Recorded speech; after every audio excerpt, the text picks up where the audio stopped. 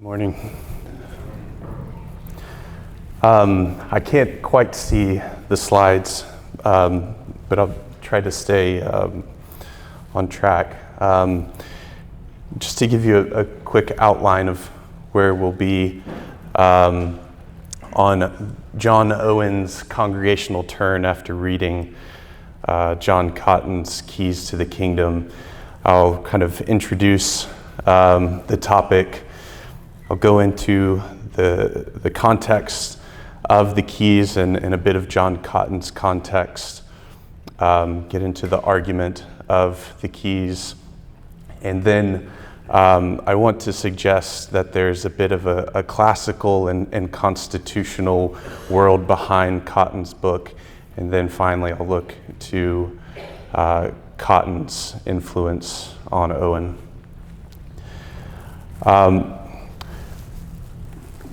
When John Owen read the keys of the kingdom of heaven, he was surprised.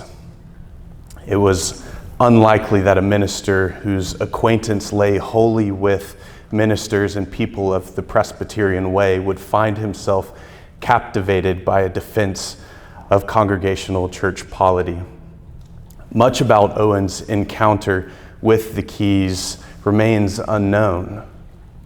We do not know which Congregational works he had read previously, perhaps an apologetical narration, and perhaps William Bradshaw's English Puritanism, nor do we know who first placed Cotton's book in Owen's hands.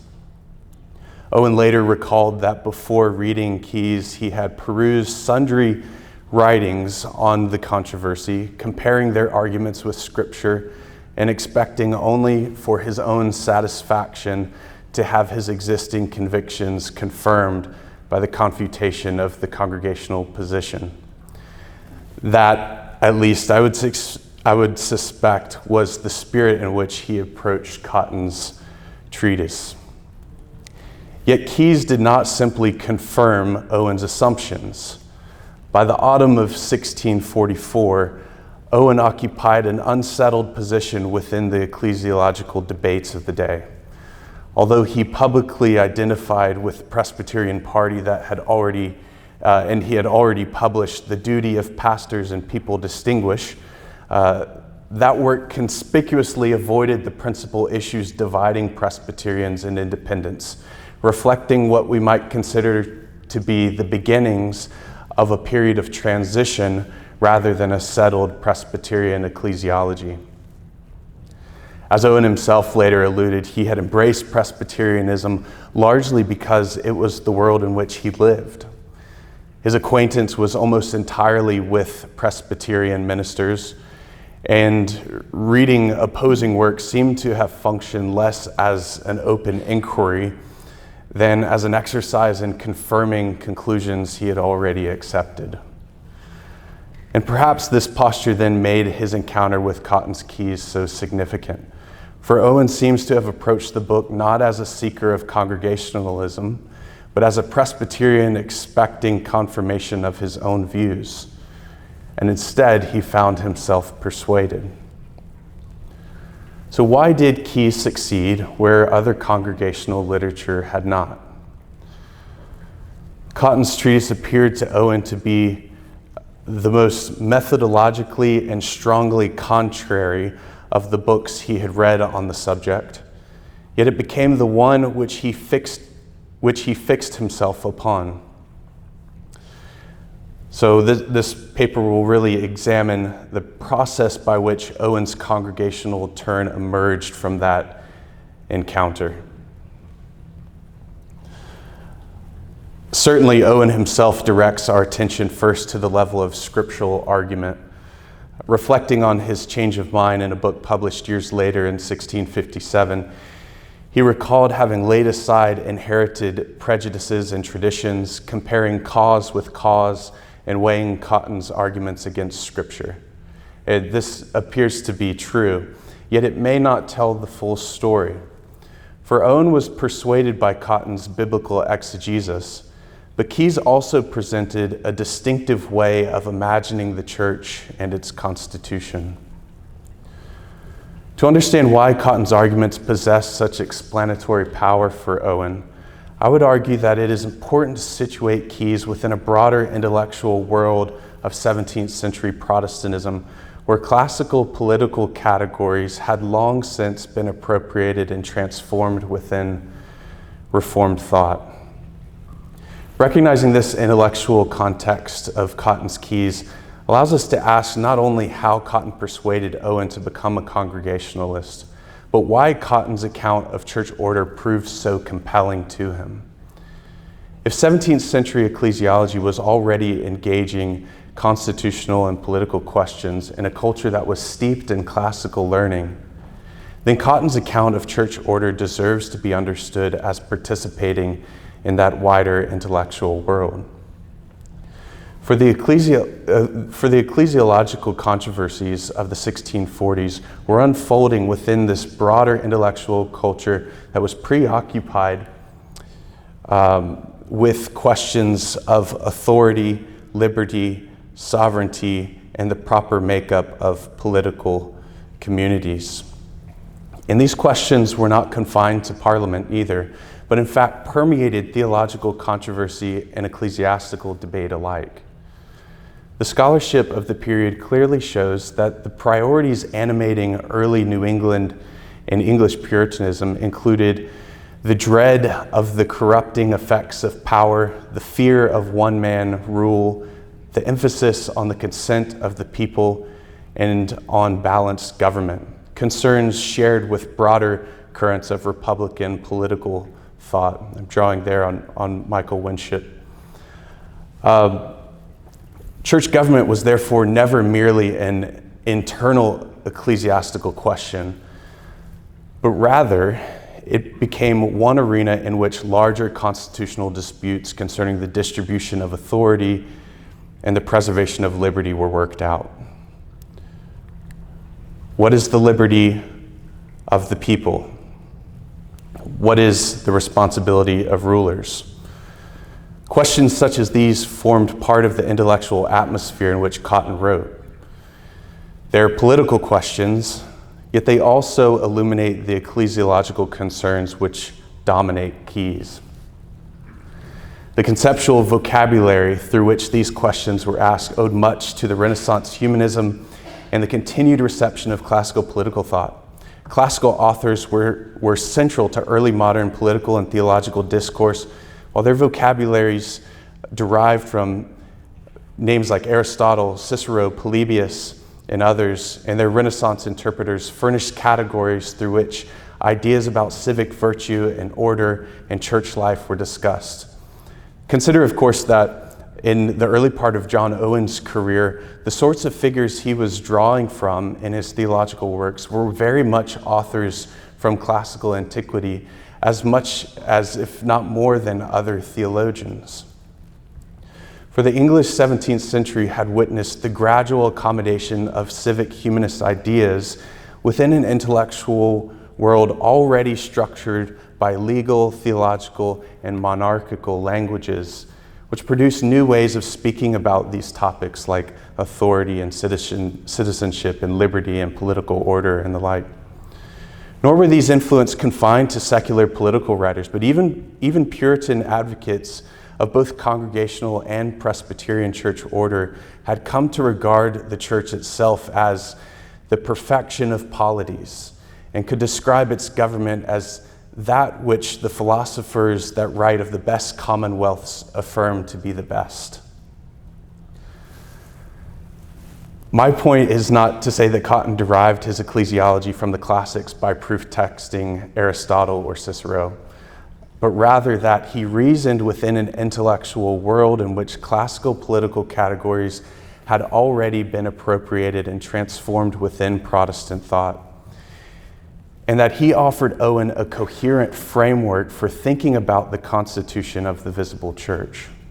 And so my proposal is really that Cotton's influence upon Owen can't fully be explained simply by their shared commitment to congregational polity.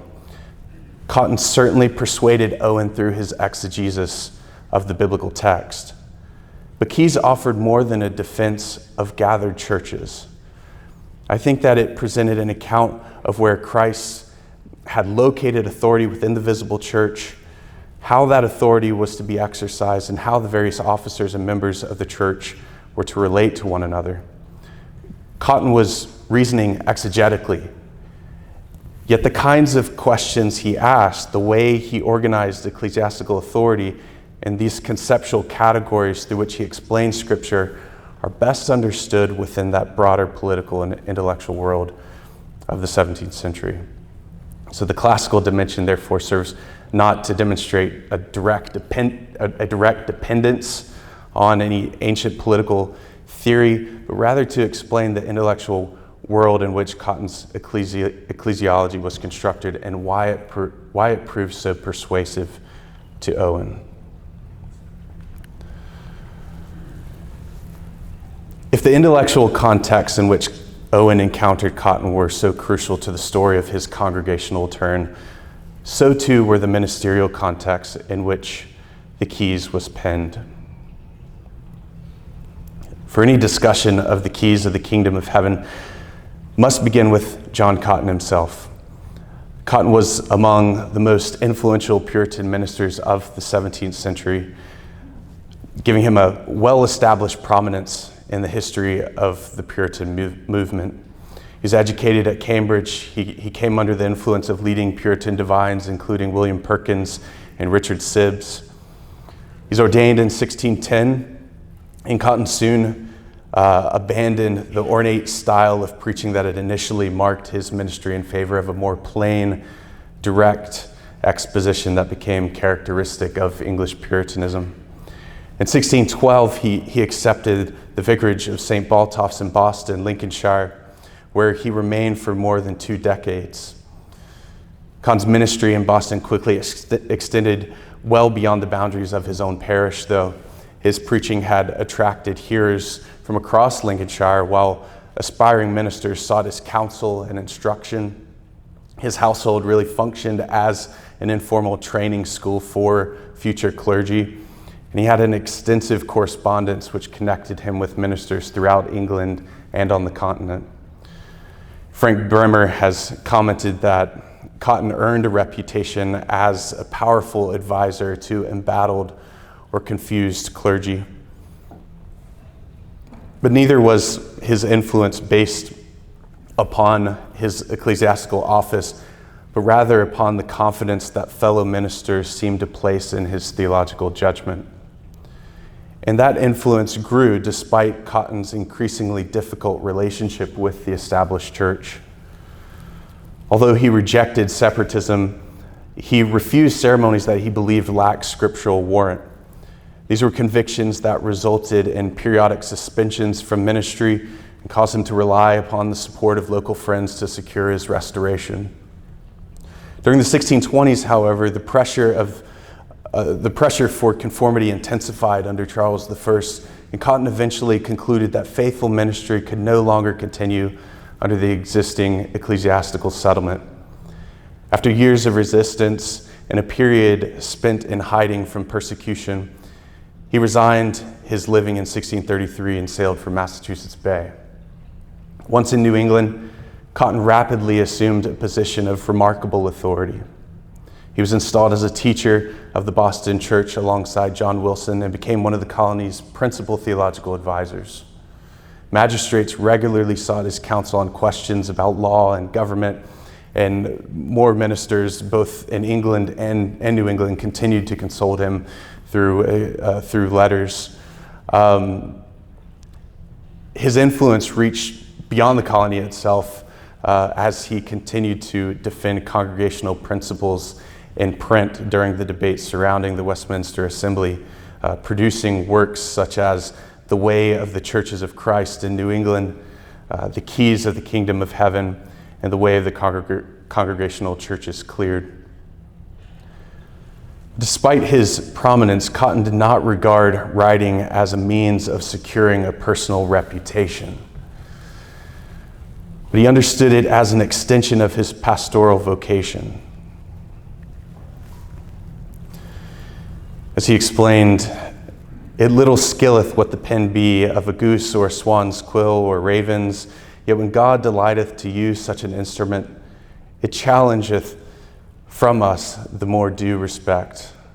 Likewise, he insisted that in writing a minister may and doth make use of spiritual gifts requisite in a prophet or preacher to the exercise of his ministry.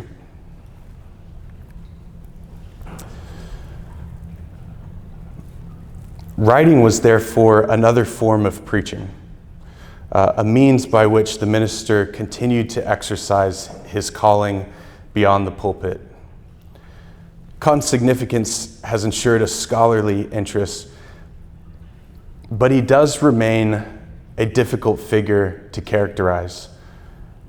More studies have appeared since David Hall observed in 1987 that the career of John Cotton was enigmatic. Yet the description still captures something essential about him.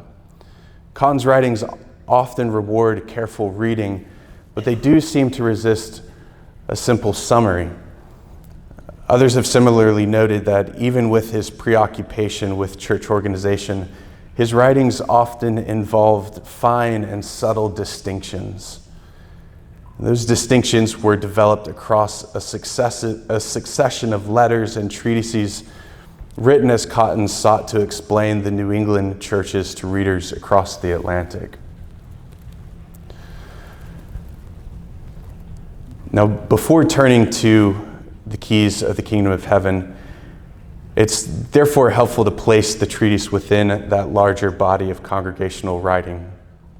For Keys was neither an isolated publication nor Cotton's first reflection on church government. Rather, it was the most influential product of more than a decade spent explaining the ecclesiology and practice of the New England churches.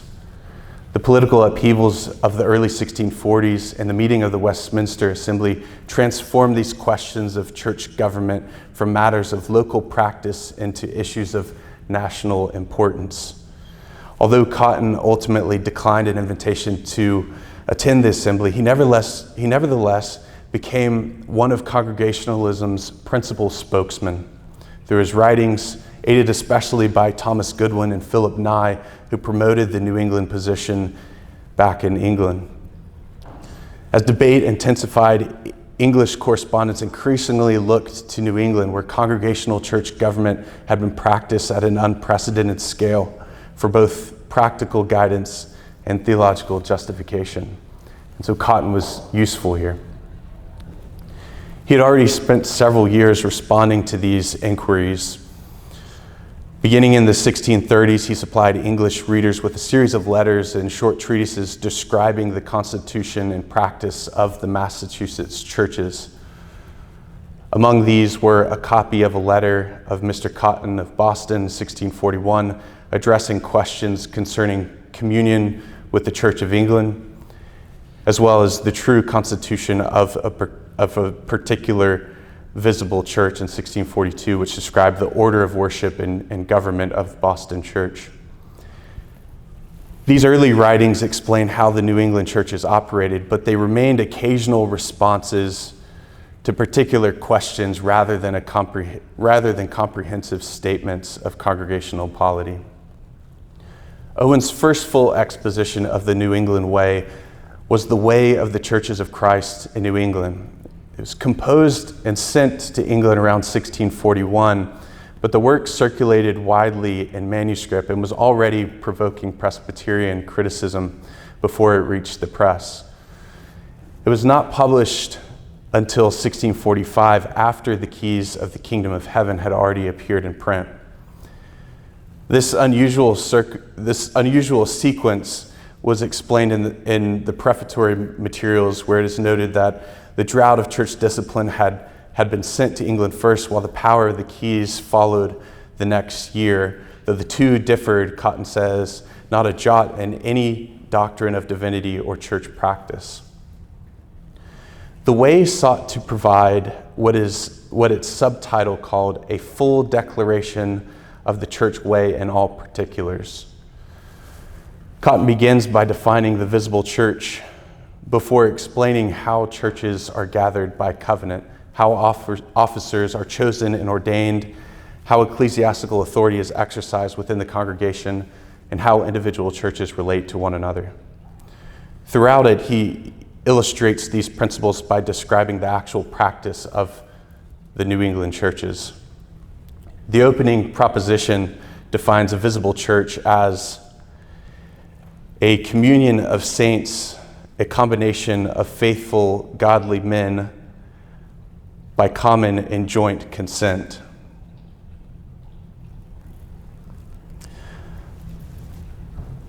Into one congregation. While the discussion of church covenant argues that all civil relations are founded in covenant.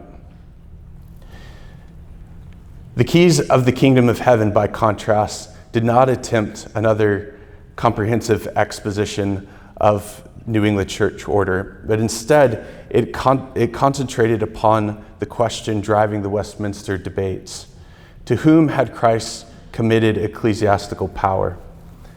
So published in 1644 with prefatory endorsements by Goodwin and Nye, it defended the subject, distribution, and limits of the power of the keys.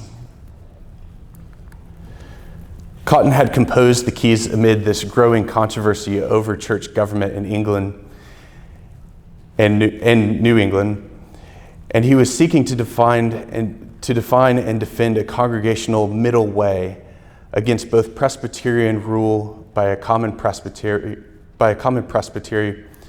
and the more radical transfer of authority to the congregational majority associated with Brownism, essentially this more radical position that placed the chief power of government in the congregational majority. In Cotton's model, each congregation possessed ecclesiastical authority within itself, but that authority was shared differently by elders and brethren, while neighboring churches and synods remained a limited role in cases affecting the wider communion of churches. Goodwin and Nye presented the keys as the fuller articulation of the middle way they had already sketched in the apologetical narration in 1643. So Cotton's treatise gave that vision a more precise account of where ecclesiastical power resided, how it was distributed, and where its limits lay. I'll read from Goodwin and Nye's preface, where they understand his theory to be this: that very middle way, which in our apology we did in the general intimate and intend, between that which is called Brownism and the presbyterial government as it is practiced, whereof the one doth in effect put the chief, if not the whole, of the rule and government into the hands of the people, and drowns the elders' votes, who are but a few, in their major part of theirs, and the other, taking the chief and principal parts of that rule, which we conceive is the due of each congregation, the elders and brethren, into this jurisdiction of a common presbytery of several congregations, doth thereby in like manner swallow up not only the interest of the people, but even the votes of the elders of that congregation concerned in the major part thereof. So in other words, Cotton rejected government by the congregation alone, government by ministers alone, and government imposed by an external presbytery. Ecclesiastical power belonged to the local church, but Christ had distributed it among several parties, each with its own authority and limits. Now, before turning to a few representative passages, it will be helpful first to examine a bit of the structure of keys itself and trace the progression of Cotton's argument. With that framework in place, then I'll highlight a few portions that are especially important for understanding the classical dimension that I think gives the treatise its coherence. Goodwin and Nye help us a bit by offering the following division. I'm not sure if I'm out of line. Is there a quote up there that says what power? Okay, all right. They give us this division here: what power each single congregation has, and then second, what measure or kind of power belongs to neighboring churches and their associations. So within this first part, Cotton begins his treatise with Matthew 16:19, which says, "I will give you the keys of the kingdom of heaven, and whatever you bind on earth will have been bound in heaven, and whatever you loose on earth will have been loosed in heaven." Because the meaning of the keys must be established before their distribution can be determined. And so he asked, what is meant by the kingdom of heaven? What are the keys? What acts are represented by binding and loosing? What persons or things are bound and loosed? In what capacity does Peter receive the keys? And Cotton answers, the kingdom of heaven includes both the church on earth and the kingdom of glory. The keys represent the ordinances Christ has instituted for the opening and closing of his kingdom, not objects for Cotton of sovereign legislative power, but are used in this metaphorical description to loose or remit and to bind or retain access to Christ's ordinances. So in an internal sense, preaching and church discipline bind and loose a sinner's conscience by declaring guilt or forgiveness. And in an external sense, church discipline binds or looses the sinner's visible standing in the communion of the church. Thus, an impenitent sinner may therefore be both declared guilty before God and excluded from church fellowship, and a repentant sinner may be declared forgiven, relieved of conscience, and restored to visible fellowship. Now, Cotton had already mentioned that to receive the keys is to receive a spiritual calling and power to administer these ordinances, accompanied by the Spirit of Christ when they are administered according to his will. So when he looks to Peter, he's going to note that Peter received the keys in several capacities. And this allows Cotton to distinguish several subjects of church power. Peter may be considered as an apostle. He can be considered as an elder. He can be considered as a believer confessing Christ before other disciples. And therefore, Cotton refuses to restrict Matthew 16 to only one of these capacities because Peter occupied, he says, all three simultaneously. This allowed him to distinguish the various subjects of church power. Apostolic authority belongs to the apostles, ministerial rule to the elders, and a genuine share in the exercise of the keys to the gathered congregation. So after defining these terms, Cotton then turns to divide the doctrine of the keys into its component parts. He's going to reject earlier classifications that he thinks failed to account for the church's own participation in ecclesiastical government.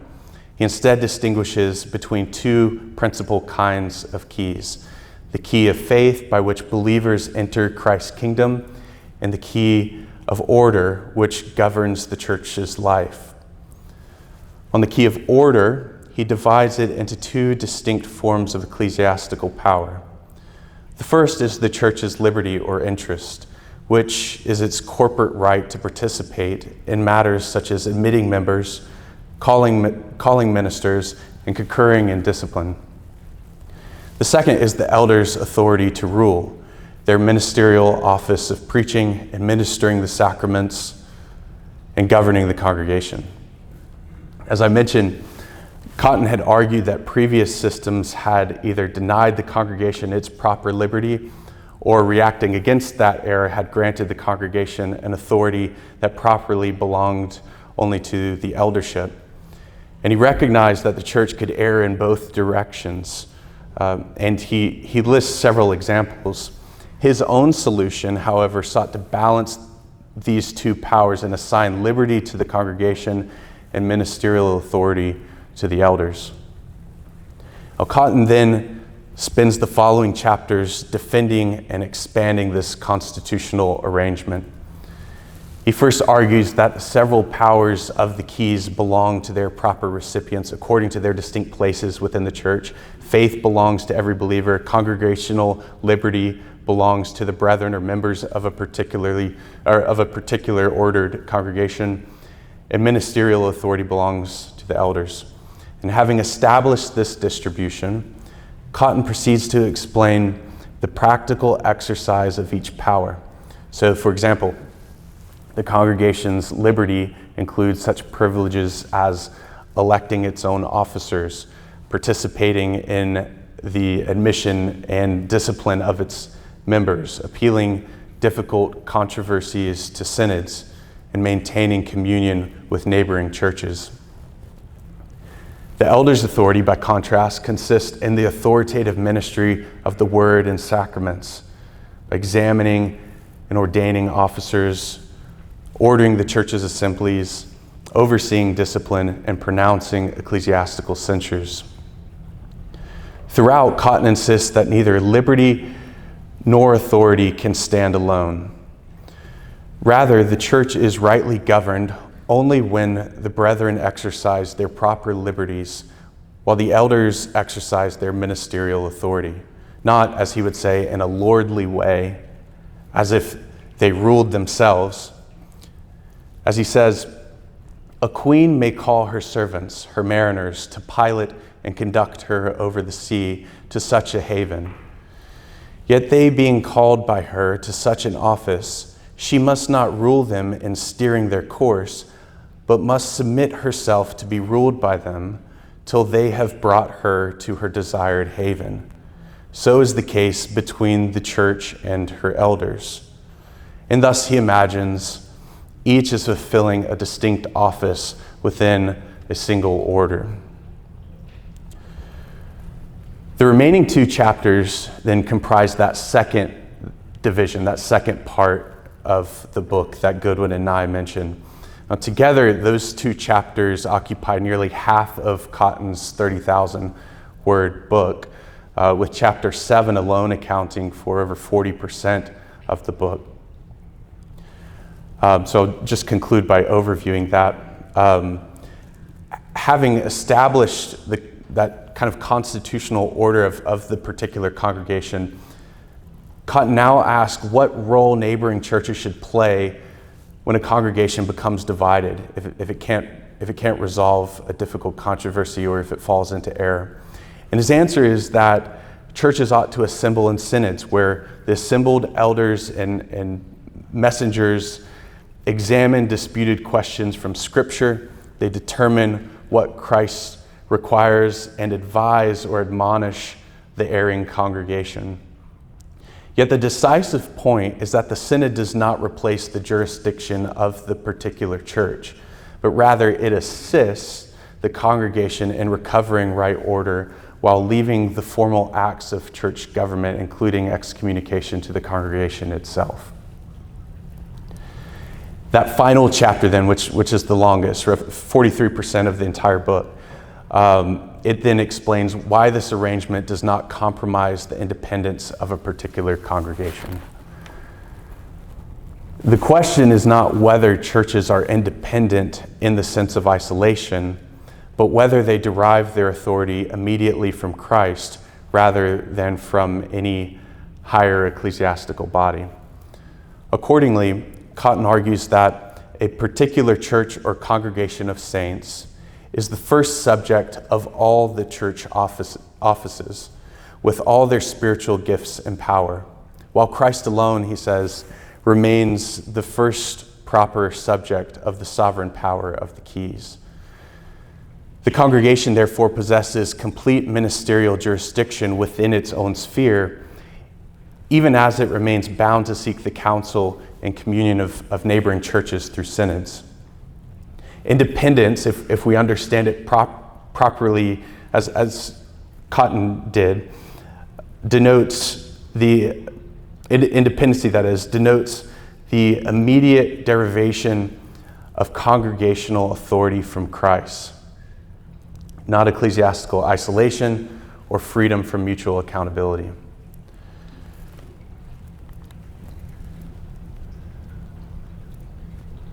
Now, am I on classical coherence? What about now? Okay.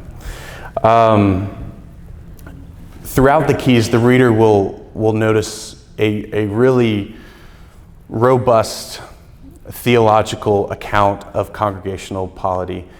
Every page is littered with supporting references from the Gospels and New Testament epistles. They're very patient, deliberate scriptural arguments. Yet I want to notice the thematic coherence of these classical categories which also permeate the book. For these classical assumptions about ordered communities are ones which would have resonated very deeply with John Owen, and which gave the book, I think, a deeper sophistication and constitutional vision. In other words, what constitutional imagination is operating beneath Cotton's ecclesiology? And if you just scan the text to consider the language, circling words as you go, body politic, corporation, commonwealths, democracy, juries and peers, constitutions, distribution and dispersions, authority, privilege, government, aristocracy. These are not isolated rhetorical flourishes either, but they demonstrate a very consistent constitutional vocabulary through which Cotton describes the church as a corporate body. Now just consider a few representative examples. The text says, "But after that all titles have been pleaded, of those that are content with nothing but the whole, the final judgment and sentence may possibly fall to be a suitable and due proportion distribution and dispersion of this power into several interests, and the whole to neither part. In commonwealths, it is a dispersion of several portions of power and rights into several hands, jointly to concur and agree in acts and process of weight and moment, which causeth that healthful constitution of them, which makes them lasting and preserves their peace, when none of all sorts find their excluded, but as they have a share of concernment, so that a fit measure of power or privilege is left and betrusted to them. And accordingly, the wisdom of the first constitutors of commonwealths is most seen in such a just balancing of power and privileges, and besides also in setting the exact limits of that which is committed unto each. Yea, and it is more admired by us in this than in their other laws, and in experience, a clear and distinct definement and confinement of all such parcels of power, both for the kind and extent of them, is judged to be as essentially necessary, if not more, than whatever other statutes that set out the kinds and degrees of crimes or penalties. He continues, so in that polity or government by which Christ would have his churches ordered, the right disposal of the power therein, we humbly suppose, may lie in a due and proportioned allotment and dispersion, though not in the same measure and degree, into divers hands, according unto the several concernments and interests that each rank in his church may have, rather than in an entire and sole trust committed to any one man, though never so able, or any one sort or kind of men or officers, although diversified into never so many subordinations under one another. And in like manner, we cannot but imagine that Christ hath been as exact in setting forth the true bounds and limits. Now, notice 4 classical categories here. The church as Christian commonwealth, a political community or polis. He says it is in that polity or government of commonwealths by which Christ would have his churches ordered. There's a move from a political society to a church society, to an ecclesial society. Aristotle's Politics opens by asking what distinguishes the polis from every other human association. Unlike the household or village, the polis is the highest and most complete political association, a self-sufficient corporate community constituted for political life and possessing its own distinct form of rule. Thus, where Aristotle asks, what is a polis?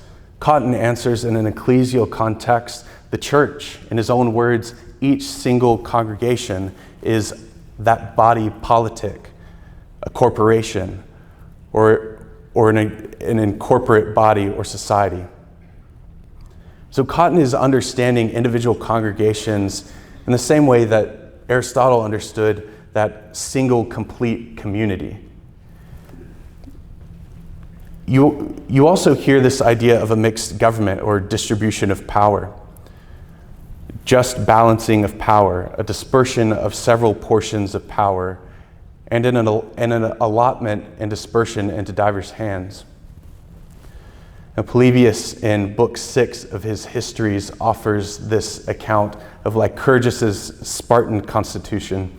He says, Lycurgus united in the constitution all the good and distinctive features of the best governments, so that none of the principles should grow unduly, the force of each being neutralized by that of the others. Neither of them should prevail and outbalance another, but that the constitution should remain for long in a state of equilibrium, kingship being guarded from arrogance by the fear of the commons, and the commons by the elders.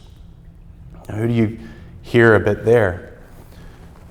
Now, Polybius famously defended the idea of a mixed constitution as a deliberate balancing of political powers, each checking the excesses of the others so that no single element should prevail, he says, and outbalance another. And I think Cotton appropriates the same kind of constitutional logic for the government of the gathered church.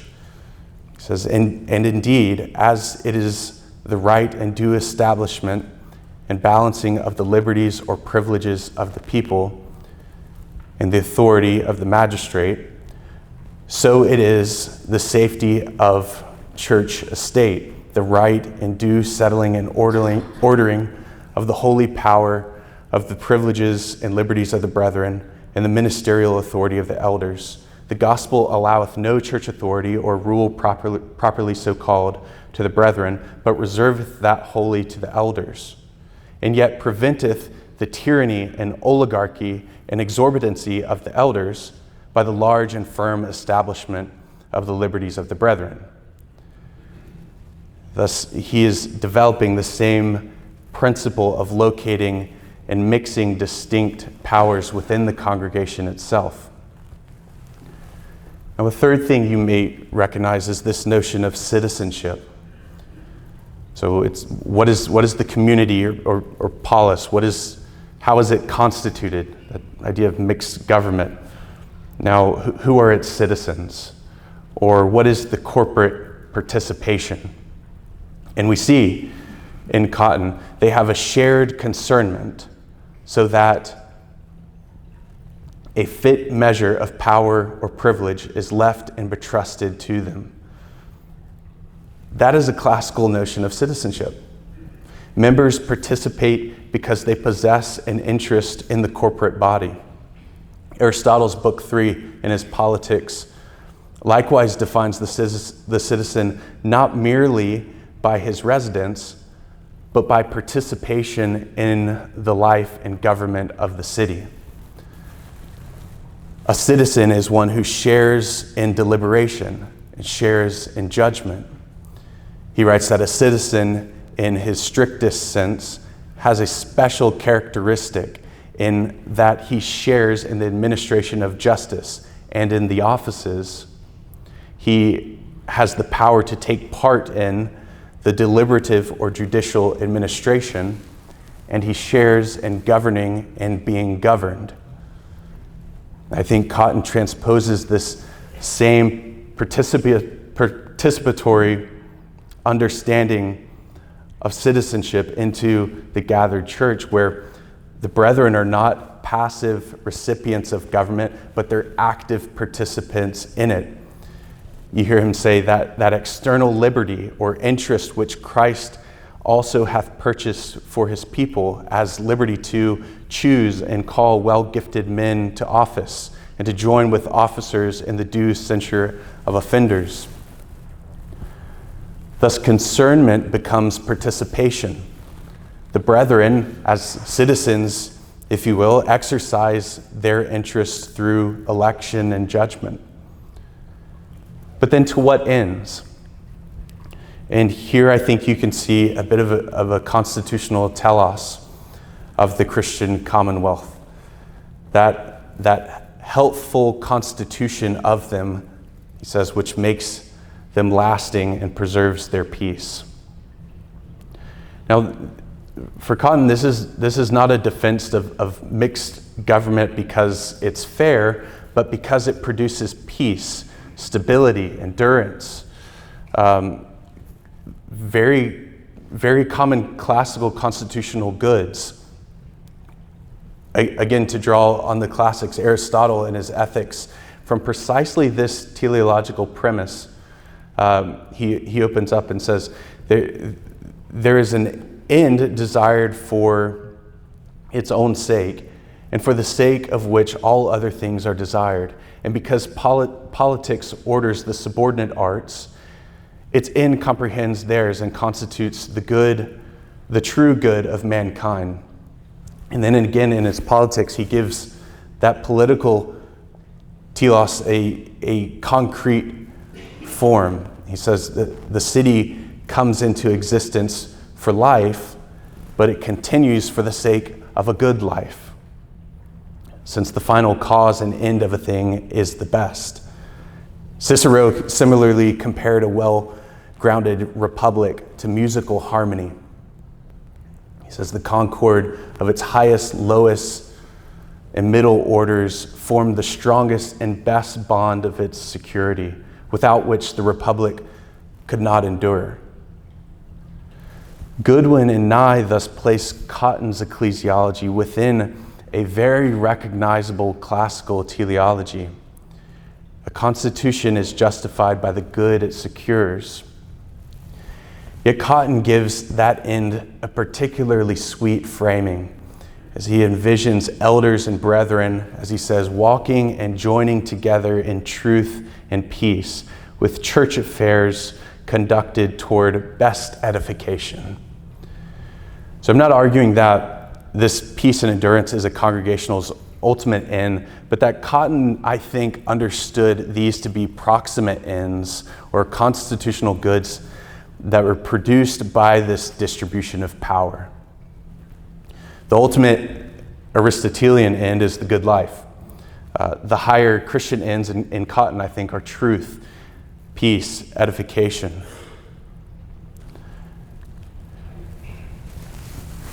Now, these classical themes and methods of framing ideas were, as recent scholarship has shown, pervasive, particularly the role of Aristotelian practical philosophy within early modern Protestant intellectual culture. Protestants continued in this period to teach and comment extensively upon the ethics and upon the politics, which provided a shared conceptual vocabulary for moral and political reflection. And I guess what I'm arguing here is that it also provided a vocabulary for the ecclesiastical as well. The language of Goodwin, Nye, and Cotton here would have been immediately recognizable within this context, and Owen was particularly well equipped to appreciate it.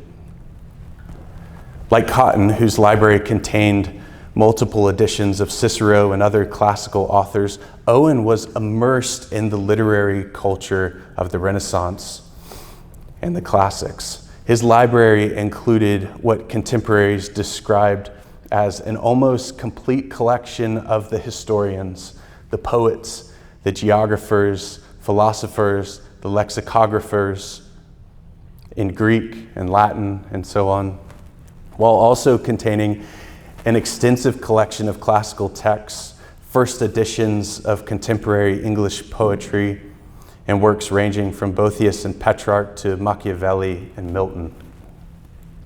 Owen's library represented something of his engagement with this literary culture that extended far beyond any kind of mere utilitarian theological purposes.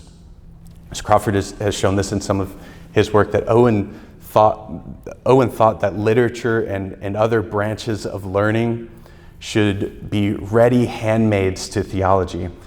And as he and others have argued, this reading of non-theological literature was intended to provide a resource in defending and establishing Reformed thought.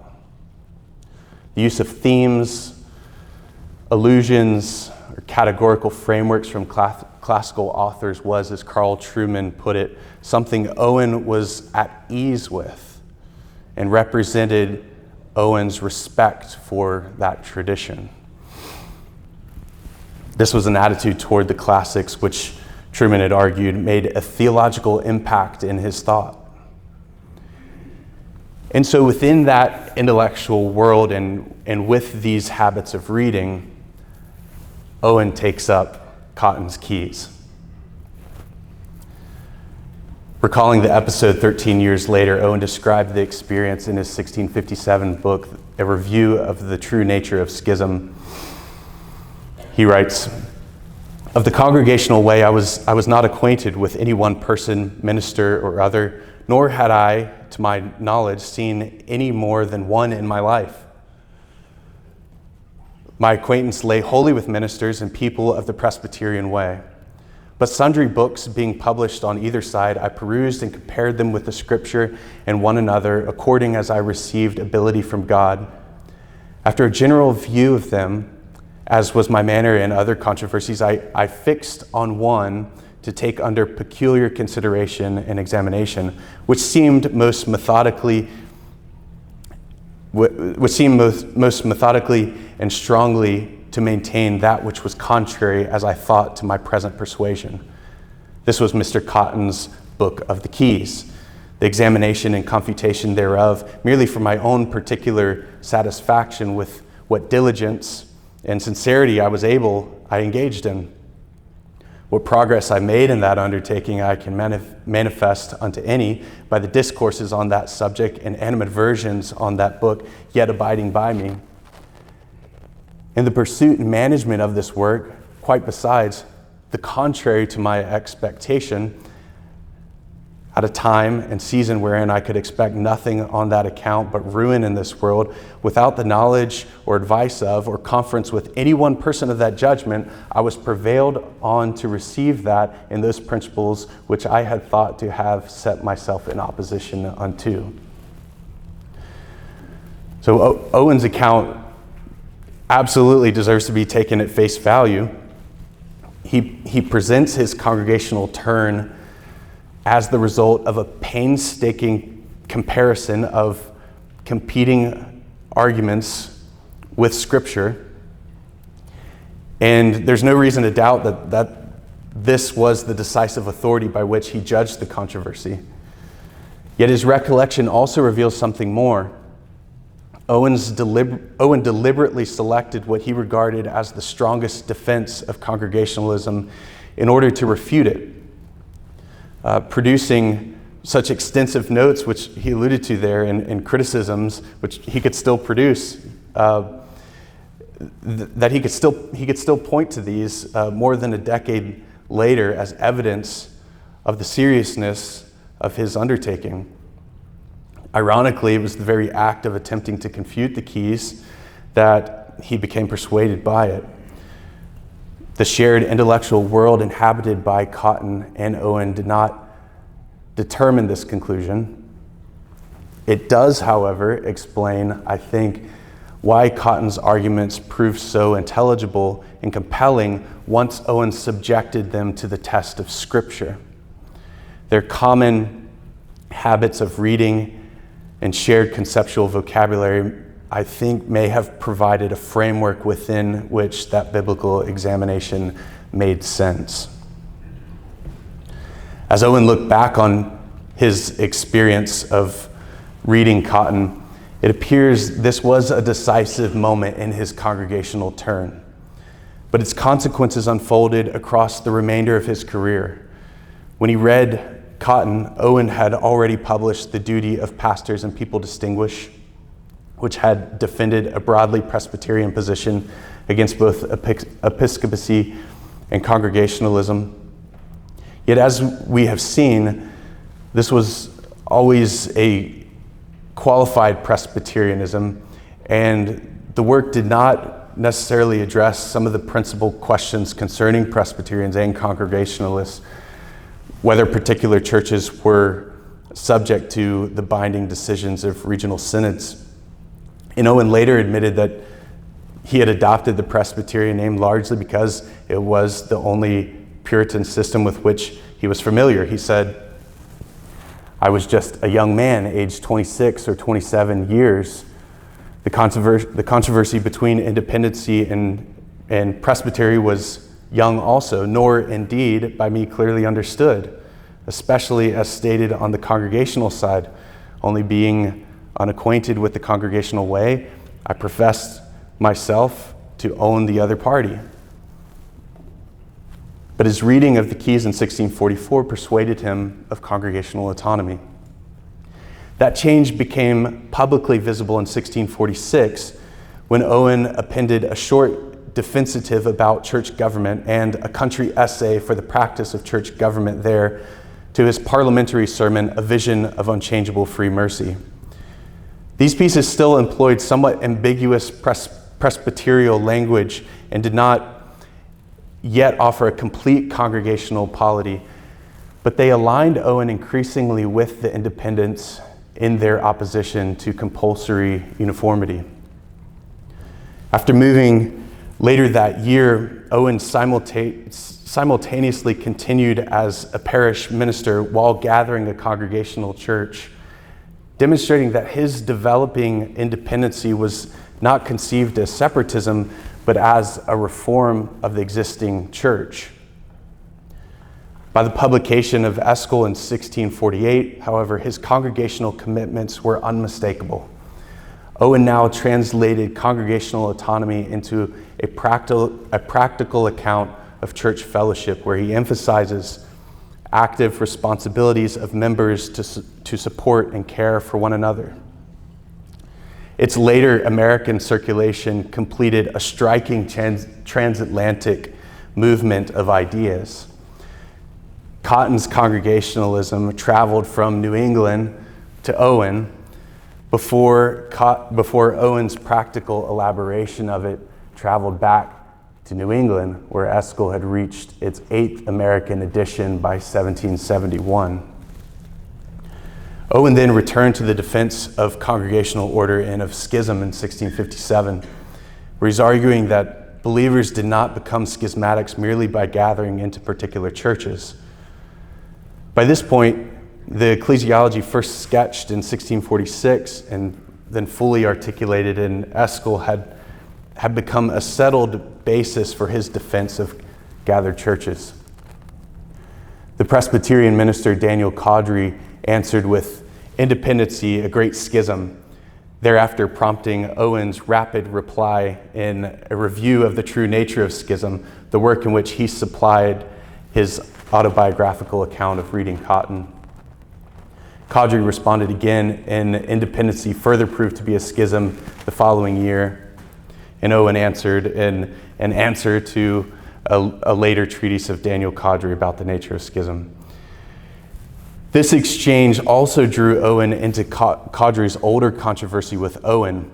Cawdry had previously attacked Cotton in 1645 and then again in 1651, and Owen kind of brought those two controversies together by publishing Cotton's previously unpublished manuscript, A Defense of Mr. Cotton, prefacing it with his own an answer to a late treatise of the said Mr. Cawdry about the nature of schism. There he briefly referred readers back to a fuller autobiographical account already given in a review of the true nature of schism, where he remarks what influence that perusal of Mr. Cotton's book of the Keys had on my thoughts in this business, and how I have formerly declared so. Owen's final treatment then, The True Nature of a Gospel Church and Its Government, appeared posthumously in 1689, and it belongs to a later context rather than the immediate dispute with Cawdry. It appears to have been developed in part of a sermon he had preached in September of 1682, but offered perhaps the most mature and systematic presentation of congregational ecclesiology that had begun first with his reading of the Keys. It was, that book, we're told, a great part of his dying labors. And thus, the genesis of Owen's congregational turn was this moment of reading Cotton's Keys, where he was first persuaded of the scriptural basis for congregational polity through a constitutional framework that resonated, I'm arguing, with the classical categories he already knew so well.